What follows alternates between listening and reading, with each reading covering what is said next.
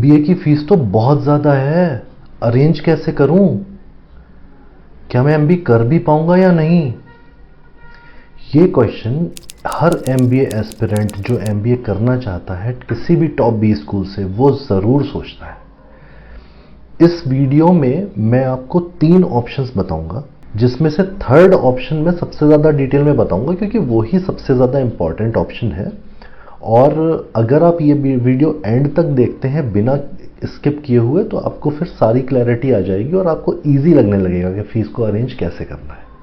अगर आपने अभी तक 1 ईयर एमबीए के बारे में मेरे वीडियोस नहीं देखे हों या आपको डाउट्स हों, जीमैट फोकस एडिशन के लिए डाउट्स हों, जीमैट की प्रिपरेशन कैसे करनी है उसके बारे में आपको नहीं पता हो, या फिर जो भी इंडिया के टॉप 20 स्कूल्स हैं उसमें फीस और प्लेसमेंट्स कैसे होते हैं इनके बारे में कोई डाउट्स हों, तो टेंशन लेने की कोई ज़रूरत नहीं है क्योंकि डिस्क्रिप्शन बॉक्स में मैंने लिंक्स डाल दिए हैं।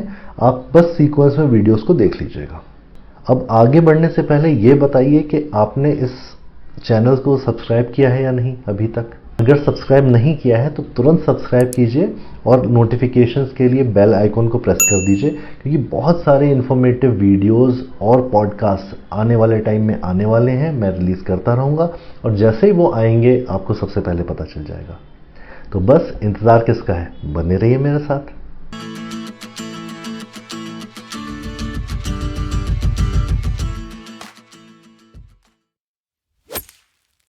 तो दोस्तों फर्स्ट ऑप्शन है जो कि बहुत सिंपल सी चीज़ है, सबको पता होता है, ये है सेल्फ फंडिंग। सेल्फ फंडिंग मतलब है कि आप अपने आप से पैसे दे सकते हैं फीस के। वो तो एक नॉर्मल सा प्रोसेस है। अगर आपके पास या आपके घर पे फंड्स हैं सफिशिएंट जो कि आप जिसको यूज़ करके सीधे एमबीए कर सकते हैं, तो कुछ भी एक्स्ट्रा सोचने या करने की ज़रूरत नहीं है। आप सीधे के सीधे खुद से पैसे देकर फीस भर सकते हैं। तो मतलब इसमें मैं ज़्यादा कुछ एक्सप्लेन नहीं करूँगा, ये तो आपको पता ही है। सेकेंड ऑप्शन जो है वो है स्पॉन्सरशिप का। अब जब मैं कहता हूँ स्पॉन्सरशिप, इसका क्या मतलब है? बहुत सारे ऐसे पीएसयूज हैं, पब्लिक सेक्टर अंडरटेकिंग्स, जो कि गवर्नमेंट ऑर्गेनाइजेशंस मेनली होती हैं, गवर्नमेंट कंपनीज होती हैं, या फिर कुछ ऐसी प्राइवेट कंपनीज भी हैं जो एमबीए करने के लिए आपको स्पॉन्सर करती हैं। इसका मतलब ये है कि वो ये कहते हैं कि ठीक है, हमारे यहाँ एक प्रोग्राम है जिसके अंडर में अगर आप एमबीए करने जाते हैं किसी भी अच्छे बी स्कूल से तो हमें कोई प्रॉब्लम नहीं है, हम आपको फीस पूरी की पूरी आपको हम दे सकते हैं और आप कर लीजिए एमबीए, या फिर वो फीस का कुछ परसेंटेज भी आपको दे देते हैं। तो ये सुनने में तो बहुत सिंपल लग रहा है, लेकिन ये इतना सिंपल होता नहीं है। क्यों नहीं होता है? क्योंकि इसमें कंडीशन होती है। कोई कंपनी मान के चलिए अगर आपको स्पॉन्सर करेगी, अगर आपके लिए पैसे खर्च करेगी, आप में इन्वेस्ट करेगी, तो वो ये भी तो चाहेगी कि आप एमबीए के बाद कुछ साल उसके लिए ही काम करें। ऐसा ना हो कि आप छोड़ के चले जाएं या कोई कैंपस से ही दूसरी कंपनी ज्वाइन कर लें, राइट? तो इसलिए वो आपसे एमबीए करने से पहले ही एक बॉन्ड साइन करवाते हैं। उसमें वो लोग आपसे ये एश्योरेंस लेते हैं कि इतने इतने साल तक आप हमारी कंपनी को नहीं छोड़ेंगे एमबीए के बाद, और आपको वापस आके एमबीए से यहीं पर आना पड़ेगा और यहीं पर आपको जॉब करनी पड़ेगी। तो ये कंडीशंस होती हैं किसी भी कंपनी की। और इसके बाद क्या होता है कि आप कॉलेज से भी, बी स्कूल से भी आपको परमिशन नहीं मिलती है कैंपस प्लेसमेंट्स में पार्टिसिपेट करने की। तो ये कंडीशन है। अगर आप ओके हैं इन चीज़ों के लिए और आपको वापस अपनी करंट कंपनी में ही, जिसमें आप एमबीए से पहले काम कर रहे हैं, उसमें ही जाना है एमबीए करने के बाद, तो फिर कोई प्रॉब्लम नहीं है। आप ये ऑप्शन एक्सप्लोर कर सकते हैं कि आपकी कंपनी स्पॉन्सरशिप देने को तैयार है या नहीं। थर्ड ऑप्शन बताने से पहले मैं आपको फिर से एक बार रिक्वेस्ट करना चाहूँगा कि अगर आपने इससे प्रीवियस वाली मेरी वीडियो जिसमें टॉप बी स्कूल्स की फीस और प्लेसमेंट्स के बारे में मैंने डिटेल में बताया है, वो वाली वीडियो अगर आपने अभी तक नहीं देखी है तो प्लीज़ उसको भी जाके देख लीजिए, क्योंकि उसके बाद फिर आपको समझ में आएगा कि क्योंकि फीस बहुत ज़्यादा होती है इसलिए मैं ये सब चीज़ें आपको बता रहा हूँ। थर्ड ऑप्शन तो मुझे लगता है कि सबको ही पता होगा, ये है बैंक से लोन लेने का ऑप्शन। तो आप अब ये कहोगे कि भैया इसमें नया क्या है, आपने क्या नया बता दिया इसमें, तो हमें पता ही है। मतलब अगर कहीं से मुझे पैसे चाहिए तो फिर मैं बैंक के पास जाऊंगा, लोन ले लूंगा। लेकिन नहीं, इसमें नया है, इसमें बताने का है। क्योंकि सारे के सारे टॉप 20 स्कूल्स जो MBA प्रोग्राम करवाते हैं, इनके लिए सारी बैंक्स, जितनी भी बैंक्स हैं, वो आपको बहुत सारे बेनिफिट्स देती हैं। तो हर बैंक ने अपने पास टियर 1 बी स्कूल, टियर 2 और टियर 3 बी स्कूल्स की एक लिस्ट बना के रखी होती है। जैसा आपका, जितना अच्छा आपका बी स्कूल, उस हिसाब से वो आपको उस तरह की फैसिलिटीज बैंक्स लोन्स में प्रोवाइड करते हैं। बहुत सारी चीज़ें इसमें ऐसी हैं जो मैं अभी स्क्रीन शेयरिंग पे आपको दिखाऊंगा और अच्छे से आपको डिटेल में बता दूंगा 5 मिनट में, क्योंकि उसके बाद आपको क्लैरिटी आ जाएगी कि अच्छा, इन टॉप बी स्कूल से MBA करने का या कुछ भी करने का बेनिफिट भी है। हर बी स्कूल ने अपने लोन प्रोसेस को सिंपल करने के लिए किसी ना किसी बैंक से टाई अप कर रखा है। तो जैसे ही आपका इन बी स्कूल्स में एडमिशन होता है, या तो वो उसके बाद आपको अपने आप उन बैंक के रिप्रेजेंटेटिव्स का नंबर दे देते हैं या कॉन्टैक्ट डिटेल्स दे देते हैं, नहीं तो वो वाली बैंक की जो स्पेसिफिक ब्रांच है वो आपसे अपने आप कॉन्टैक्ट कर लेती है वाया ईमेल और सब कुछ आपको समझा देती है। इंपॉर्टेंट बात यह है कि मोस्टली सारे बी स्कूल्स में SBI की एक डेडिकेटेड ब्रांच ऑलमोस्ट रहती ही है ना। तो ये अकेला एक बैंक है जिसकी ब्रांचेस आपको बी स्कूल के अंदर मिलेंगी, जहां से ये लोग लोन प्रोसेस स्टार्ट करते हैं और आपको वहां से पूरा का पूरा बेनिफिट ऐसे मिलता है कि अगर आप कॉलेज में भी हैं 1 साल के लिए, तो फिर आपको अगर कोई प्रॉब्लम है या कुछ बात करनी है, कोई हेल्प चाहिए, तो वहां पर आप सीधे डायरेक्टली ब्रांच में जा सकते हो कॉलेज की, क्योंकि वहीं से आपका लोन सैंक्शन होता है। तो बहुत सारे स्टूडेंट्स प्रेफर करते हैं उस ब्रांच में जाके लोन सैंक्शन करवाने का। चलिए मैं आपको अब स्क्रीन शेयर करके सारी की सारी डिटेल्स एक बार दिखा देता हूं, जिससे आपको क्लैरिटी मिल जाएगी। मैंने ISB की वेबसाइट ओपन करी हुई है और इसमें देखिए फीस एंड फिनेंसिंग वाला जो ये सेक्शन है, जो ये लिंक है, इसमें लोन्स, थोड़ा नीचे आएंगे तो ये लोन्स दिखेगा।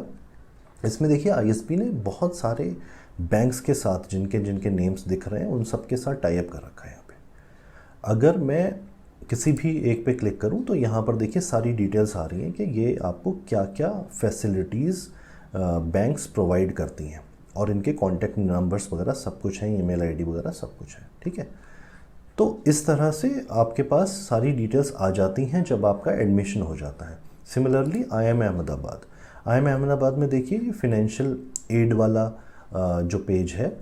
अच्छा, इससे पहले मैं आपको ये बताना चाहता हूँ कि IIM अहमदाबाद में मेरे प्रीवियस वीडियो को बनने के बाद एक चेंज हुआ है। इन्होंने अपनी फ़ीस को थोड़ा सा रिवाइज़ किया है। अगर आप देखिए, सिंगल अकोमोडेशन के लिए इन्होंने अपनी फ़ीस को 33 लाख कर दिया है और मैरिड हाउसिंग के लिए इन्होंने 35 लाख कर दिया है। मतलब कि ऑलमोस्ट 1.5 लाख इन्होंने, जब मैंने वीडियो बनाया था उसके बाद ये इंक्रीमेंट हुआ है। तो ये आप ध्यान रखिएगा।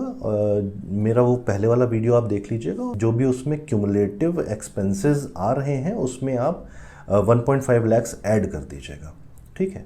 तो ये एक चीज़ है। इसके बाद अगर आप देखें फिनेंशियल एड, तो यहाँ देखिए IIM अहमदाबाद ने भी इन सारी बैंक्स के साथ टाई अप कर रखा है। SBI में अगर मैं जाता हूँ तो इन्होंने देखिए बोल रखा है IIM अहमदाबाद कैंपस ब्रांच, ये कैंपस में ही है ये वाली ब्रांच, और ये इंटरेस्ट रेट है। अगर आप मार्केट में इंटरेस्ट रेट देखेंगे एजुकेशन लोन का, किसी भी अपने आसपास की ब्रांच में जाके पूछेंगे तो आपको डेफिनेटली वो ज़्यादा बताएंगे, इतना नहीं बताएंगे। ये सारे सब्सिडाइज्ड इंटरेस्ट रेट्स होते हैं जो इन टॉप 20 स्कूल्स के प्रोग्राम्स के लिए स्पेशली डिज़ाइन करती हैं सारी बैंक्स, ठीक है। तो आपको इसका मतलब अप्रॉक्सीमेटली 2%, 2.5% का डिफरेंस मिलेगा जब आप नॉर्मल एजुकेशन लोन बाहर पूछेंगे किसी भी ब्रांच में, या फिर आप इस डेडिकेटेड ब्रांच में जाके बात करेंगे। तो कंपैरिजन अगर आप करते हैं तो देखिए ये लोग क्रेडिट कार्ड भी फ्री दे रहे हैं, और इसके बाद ये सारी फैसिलिटीज़ जो रहती हैं ये आपको मिलेंगी। प्रोसेसिंग फ़ीस नहीं लगेगी, कोलैटरल सिक्योरिटी, कुछ भी सिक्योरिटी आपसे नहीं लेते हैं ये लोन प्रोसेस करने से पहले, कोई मार्जिन नहीं है, प्रीपेमेंट पेनल्टी नहीं लेंगे और कोई हिडन चार्जेस भी नहीं है एक्स्ट्रा। इनका जो लाइफ टाइम क्रेडिट कार्ड है उसमें ये सारे बेनिफिट्स हैं। आप वीडियो को पॉज करके आराम से देख लीजिएगा। इसके बाद इन्होंने सारे कॉन्टैक्ट नंबर्स तो दे ही रखे हैं, और फिर इन्होंने बोला है कि फॉरेन एक्सचेंज की फैसिलिटी भी है यहाँ पे। जब आप इंटरनेशनल इमर्शन में जाते हैं तो आपको फॉरेन एक्सचेंज चाहिए होता है, तो वो आपको ये फैसिलिटी प्रोवाइड कर देते हैं। उसके बाद बाकी सब चीज़ें इन्होंने लिखी हुई हैं। देखिए अकेला ऐसा बैंक है जो कि IIM अहमदाबाद के कैंपस में लोकेटेड है, और सिर्फ ये IIM अहमदाबाद की बात नहीं है, जितने भी और IIMs वगैरह भी हैं उनमें भी अकेला SBI ही ऐसा बैंक है जिसने अपनी डेडिकेटेड ब्रांच अंदर ओपन कर रखी है, ठीक है, और कॉन्टैक्ट नंबर्स वगैरह हैं। तो ये मैं इसलिए आपको डिटेल्स दिखा रहा हूँ क्योंकि हर बी स्कूल में इंटरेस्ट रेट सारे बैंक्स थोड़ा थोड़ा डिफरेंट रखते हैं और वो सब्सिडाइज्ड रहते हैं। तो आप किसी भी बैंक में जाके देखेंगे, चाहे आप बैंक ऑफ बड़ौदा देख लीजिए या कुछ भी देख लीजिए, आपको डिफरेंट इंटरेस्ट रेट्स मिलेंगे और इनके वो सब्सिडाइज्ड रहते हैं। जैसे देखिए यहाँ पर डिफरेंट है, ठीक है। तो इस तरह से आप अपनी बैंक चूज़ कर सकते हैं, आप उनसे बात कर सकते हैं और आप लोन सैंक्शन करवा सकते हैं। ईजिली हो जाता है, कोई कोलेट्रल नहीं है, कोई भी आपसे अलग कुछ भी नहीं लेते। जो आप नॉर्मली अगर किसी ब्रांच में जाते हैं तो वहाँ पर बहुत सारी डिफरेंट फॉर्मेलिटीज़ होती हैं, वो यहाँ पर सब एग्जेम्प्टेड होता है, वो आपसे नहीं मांगते हैं ये सारी चीज़ें। तो ये कंपैरेटिवली बहुत ईजी होता है लोन को सैंक्शन करवाना ऑन अ सब्सिडाइज्ड रेट, ठीक है। इसी तरह से IIM कोझिकोड की वेबसाइट मैंने खोली है। देखिए यहाँ पर भी इन्होंने 3 बैंक से टाइप कर रखा है, SBI का scholar loan, Punjab national bank का लोन और इंडियन बैंक का लोन, ठीक है। यहाँ भी कैंपस के अंदर आपको SBI की ब्रांच मिल जाएगी। इसी तरह से XLRI ने भी यहाँ पर बोला हुआ है कि इनके पास SBI का और सेंट्रल बैंक का लोन फैसिलिटी अवेलेबल है। फिर ग्रेट लेक्स की बात करते हैं तो ग्रेट लेक्स का भी टाई अप देखिए इतनी सारी बैंक से है, ये सारी बैंक्स इन्होंने बताई हैं कि इनके साथ इनका टाई अप है, ठीक है। अब बात करते हैं इसके अलावा IIM Bangalore, IIM Calcutta, IIM Indore, IIM Lucknow, उसके अलावा IIM उदयपुर, IIM शिलोंग, फिर SP जैन, इतने सारे भी स्कूल्स की बात मैंने अपने प्रीवियस वीडियोस में की थी। तो इन सब का टाई अप SBI से तो है ही, तो वहाँ से आपको बाय डिफ़ॉल्ट लोन ईज़िली मिल जाता है। तो दोस्तों ये सारे लिंक्स जो भी मैंने अभी दिखाए हैं ये मैं डिस्क्रिप्शन बॉक्स पे शेयर कर दूंगा और आप आराम से देख लीजिएगा, जितनी भी डिटेल्स आपको देखनी है फिर उन लिंक्स के थ्रू आप एक्सप्लोर कर सकते हैं। एक बात और मैं बता दूं कि कोई भी बैंक आपके पर्सनल एक्सपेंसेस के लिए आपको लोन नहीं देता है।